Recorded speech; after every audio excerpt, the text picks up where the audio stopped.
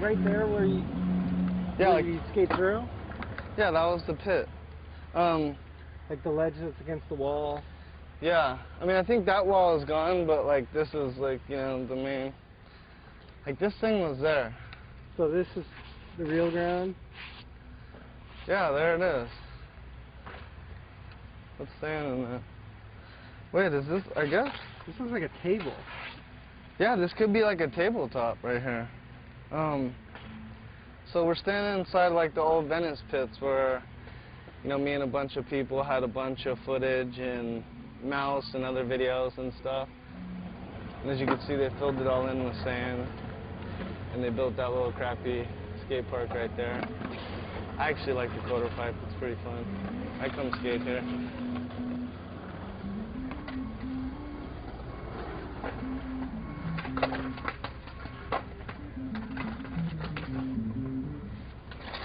How much of your part was filmed here? Or how much filming did you... You know, I don't know how much of my part was actually like, you know, minutes in the video here. I mean, I would say kind of more or less was like my prime of like skateboarding. I spent a lot of time in here and like practiced a lot in here and would just come here and just chill and kick it. Like this was like my spot that I would come down to and hang out. Yeah, my last trick in Mouse video was there. It was like the switch shove it, crooked grind. And I guess people like used to kind of like trip out on it. They'd be like, why would his last trick be like a ledge trick, you know what I mean? And I think like it was like Rick Howard's maybe idea, just because it was different, I don't know. Yeah. Maybe that was my best trick, a ledge trick. Yeah, it was a good ledge trick. Yeah. Yeah, I was always a little surprised that his part ended on that trick. I always thought his part was going to end on the switch backside tail slide shove it over the gap to ledge.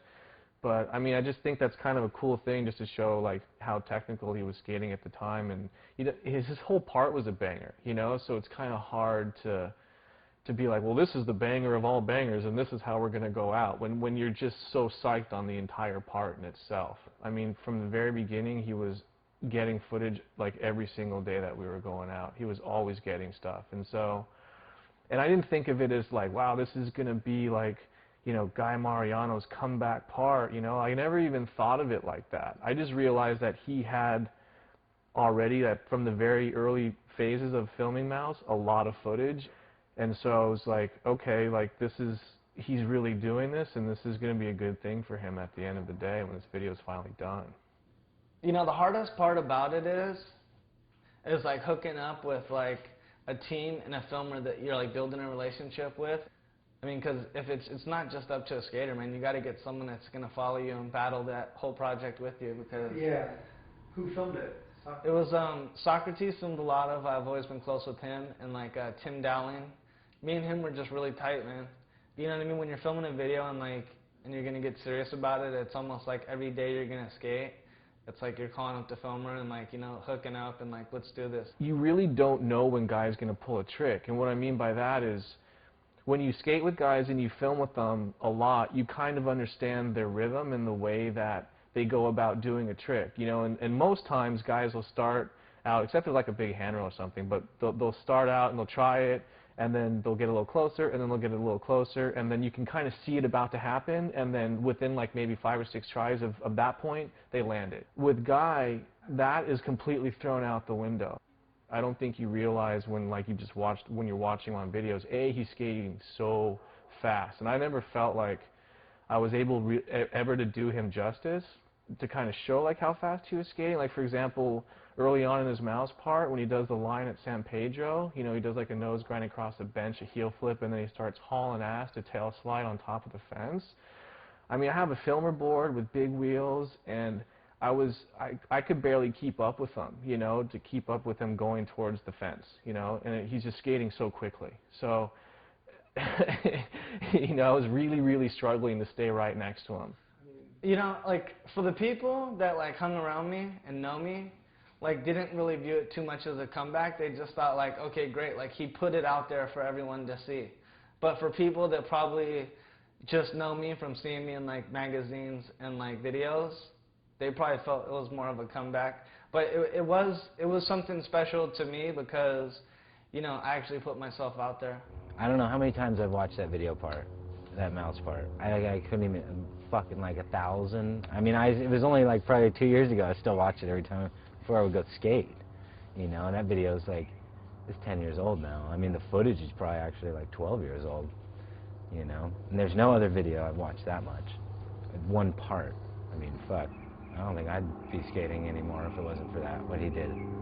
I'd skate nothing like the dude, but there's similar, like I've definitely like followed maybe some of his, tried to follow some of his, the things that he did do, you know what I mean? And like, around that time's when he kind of, to me, it changed the directions that you can skate.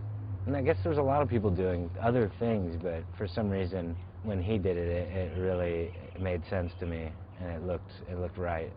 Oh, and you know, when I watched that video too, it took me a long time to even figure out what tricks were switched. And I always watch things and I always like assume everything's like regular stance, especially back then. You know, I'm watching Right. and then like doesn't he do like a you know, like a wally grind on like a big round bar and it's switched? Yeah, he does like, yeah, it's exactly this big fat white bar, and it's connected to the ground. He does a wall and a switch backside 50-50 across it. I think even the switch backside 50-50 down the handrail in downtown, you know, the famous like 6th Street rail, you know, rail. I mean, he did that so long ago, and he's going so fast, and he goes by so quickly, and you're just like, wow, that was a switch backside 50-50 down a rail, like. You know, you just kind of have to stop and think and like look at everything he does and look at it again to actually kind of like be able to digest it and see like how good it is, because you'll just pull it out so fast.